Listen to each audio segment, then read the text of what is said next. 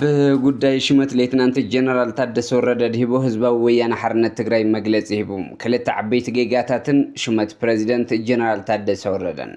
نلعلي إسراع عمت كأند حتى هزبو كوين صنح تقام قلقالة حيلي إلكتريك كم زفتح جنرال تادس ورد قليزهم ناستات كلتا ميتي بلوصات ممران عمرار حابيات تمرت تقراي متوابعيش اللي ما تكوها بيكبلو حلافي بيرو تمرت تقراي دكتور كيروس قوعش حبيرم بمودات هزينانا متقعت سراوي سوداننا بإثيوبيا سلام أبو كل قرنعت على متركبو وتخطات التمربنا زينات زعلة برست زينة فلمنا نابزر زرام كناس قراكم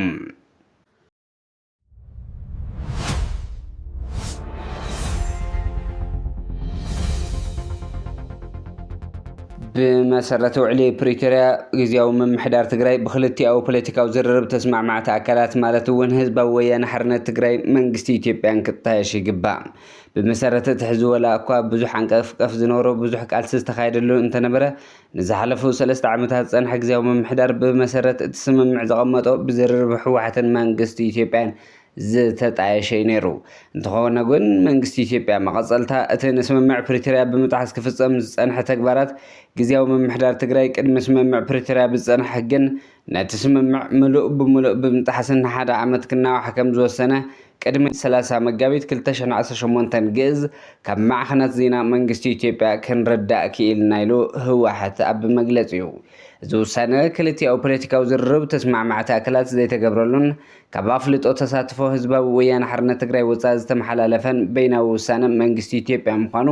ንመላእ ህዝብና ኣደራደርቲ ስምምዕ ፕሪቶሪያ ማሕበረሰብ ዓለምን ክነፍልጥ ንፈቱ ይብል ህዝባዊ ወያነ ሓርነት ትግራይ ኣብ መግለፂኦም كلتا عبيت جيجاتات شمت بريزيدنت غزياو ممحدار تግራይ ليتنانت جنرال تادس ورده بريزيدنت جنرال تادس ናብ ስልጣን ዝመፀ بمسرته علي بريتوريا እዩ ንጀነራል ታደሰ ውድብ ሕወሓት ፕሬዚደንት ይኹን ኢላ መሪፃቶ መማረፂ ስለ ዘይነበራን ንፖለቲካዊ ታክቲክን በዚ መሰረት ስርዓት ብልጽግና ኦሮሞ ነቲ ሽመት ከይተቃወመ ንሱ እውን ተስማዕምዑ እዩ ባዕሉ ከምዚ ሸሞ ከመስል ግን ጽዒሩ ነይሩ በዚ መሰረት ብክልቲኡ ስምምዕ ሕወሓትን ብልጽግናን ጀነራል ታደሰ ፕሬዚደንት ኮይኑ ተሸሙ ፕሬዚደንት ታደሰ ናይ ሕወሓትን ብልጽግናን ውላድ እዩ بريزيدنت تادسه ግን حزب ውልቁም ሳቢ አሕመድ ተስማዕሚዑ ፕሬዚደንት ኮይኑ ዘሎ ናብ አዲስ አበባ እንትኸድ በይኑ ከይዱ ጸብጻብ ከቅርብ ናይ ካቢኔ አባላት አይወሰደን ምስ ሕወሓት ብዙሓት ሽመት አይዋጋዕን ሽመት ድማ ብናይ 2013 ደንቢ ተሸሙ ስለዚ ሽመት ፕሬዚደንት ጀነራል ታደሰ ብመሰረቱ ውዕሊ ፕሪቶሪያ ስለዚ ይኮነ ኣብ ሽመት አዋህባ ልክ አይኮነን ካልእ ፖለቲካዊ ሻጥር ኣለዎ ይብል ነዚ ጉዳይ ዝከታተል ኣካል ድሕሪ ማይና በዓልቲ ኮይኑ እምበር بريزيدنت تادسه مس ሕወሓት ክላዘብን ኣብ ከይደት ሽመት ከምውን መጻኢ ከመይ ሓቢሮም ክሰርሑ ከም ዝኽእሉ ክዛተዩን ዝተፈጥሮ ጌጋታት ብሓበራዊ ምርድዳእ ከርምዎም ይግባእ ነይሩ ትግራይ ስርዓት ብልጽግና ቀዳዲዱ ንዝደብረ ውዕሊ ፕሪቶሪያ ይተግበረለይ ናበለትን ዘይትግበር ውዕሊ እናለመነት ክትሓቅቕ ኣይብላን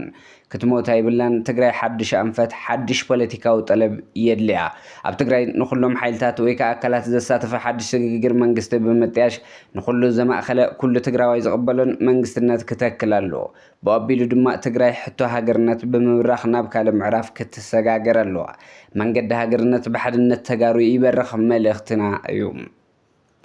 نلعل عمت كند حتى هزب خوين صنح صقام قلقالو حيل الكتريك كم زفتح جنرال تادسه قليصوم ادمه سلطانهم تمال زبقع مسلينه بريزيدنت غزياو ممحدار تግራይ ليتنانت جنرال تادسه ورده نزز بولو تمال ميازيا ካብ ወረዳታት ተሸራረው تحت ያዲያቦ ማእከላ ያዲያቦን ተወኪሎም ንዝመጹ አበይት ጽሕፈቶም ተቀቢሎም ጥራዕኖም ኣብ ዘዳመጹሉ እዩ ዞም ተወከልትን ዘቅርብዎ ጥራዕን መሰረት ምግባር ብዝኾነ ይኹን መንገዲ እዚ ንነዊሕ እዋን ጸንሐ ጸገም ከም ዝፍታሕ እቶም ፕሬዚደንት ተገንዚቦም ሓይሊ ኤሌክትሪክ ኢትዮጵያ ቀጠና ሰሜን ንጸገም ብግዚያውነትን ብዘላቕን መፍትሕ ዝካሎም ኩሉን ምግባር ምስ ሓይሊ ኤሌክትሪክ ኢትዮጵያ ምዃን ከም ዝሰርሕውን ገሊፆም ኣለዉ ንልዕሊ 20 ዓመት ዝዘለቐ ጸገም ንሕስጣብያ ሓይሊ ኤሌክትሪክ ወይ ከዓ ሳብስቲሽን ኣብ ከተማ ሸራሮ ምትካል ዛጊድ ምላሽ ዘይረኸበ ምዃኑ ዝገለጹ እቶም ጥራዕን መቕረብቲ ኣብቲ ከባቢ ዘለዉ ናይ ማኑፋክቸሪንግ ይኹን ኣግሮ ፕሮሰሲ ኢንዱስትሪታት ስራሕቲ ከቢድ መሕለኻ ኮይኑ ከም ዘሎ ኣረድዮም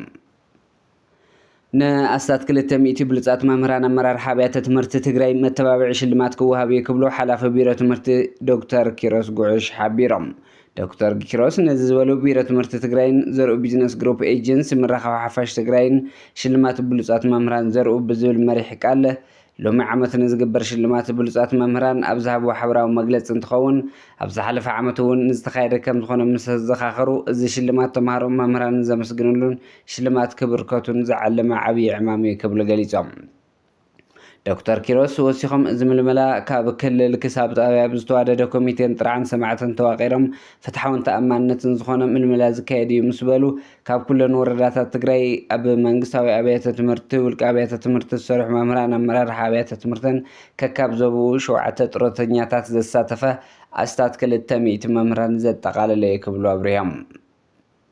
ኣብ መወዳእታ ዜናና መጥቃዕቲ ሰራዊት ሱዳን ናብ ኢትዮጵያ بأبي أحمد يونايتد عربي إماراتن أب بنشانغول جومز نمسلطني بجنرال حمدان دقالو حمد عطقات الدعم السريع ريسيف تبايل استسرحه وتداو معسكر متقعت بصحو ولو تمتقعتي كاب سودان زمصو بجنرال البرهان زمرحو زسلطن حيلتات زتفصم خوينو بأجرنيا سراويتن بدرون استحجز متقعت منبارو تحبير الله أتو وتداو معسكر قلقالتو بزيه بلو درجة متقعت كم زبطحن أبو السلطنو زنورو كاب موت استرفو لعلى حمشتميت سلطان تعطقات دعم سريع كم استبتاتون ترقاقيتهم